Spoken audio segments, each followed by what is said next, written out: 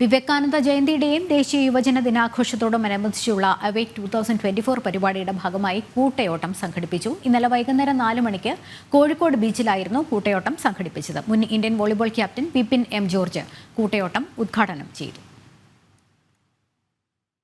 സ്വാമി വിവേകാനന്ദന്റെ ചിത്രം ആലേഖനം ചെയ്ത ടീഷർട്ട് ധരിച്ചായിരുന്നു വിദ്യാർത്ഥികളും യുവജനങ്ങളും മാരത്തണിൽ പങ്കെടുത്തത്. എവേക്ക് 2024 ഭാഗമായി 3 ആഴ്ചയോളം നീളുന്ന പരിപാടികളാണ് നിശ്ചയിച്ചിട്ടുള്ളത്. ജനുവരി 12 ആരംഭിക്കുന്ന പരിപാടി ഫെബ്രുവരി 3 വരെ നീളും. കോളേജ്, സ്കൂൾ, ക്ലബ്ബുകൾ എന്നിവിടങ്ങളിലും വിവിധ പരിപാടികളും മത്സരങ്ങളും സംഘടിപ്പിക്കും.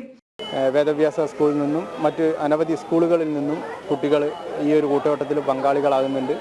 തുടർന്നുള്ള ദിവസങ്ങളിൽ 3 ആഴ്ചകളോളം നീളുന്ന ക്യാമ്പസ് തല മത്സരങ്ങൾ, സ്കൂൾ തല മത്സരങ്ങൾ, കോഴിക്കോട് ജില്ലയിലെ ക്ലബ്ബുകളെ യോജിപ്പിച്ചുകൊണ്ടുള്ള ഫുട്ബോൾ മത്സരം, കബഡി മത്സരം തുടങ്ങിയവയെല്ലാം ഇനിയുള്ള ദിവസങ്ങളിൽ നടക്കും.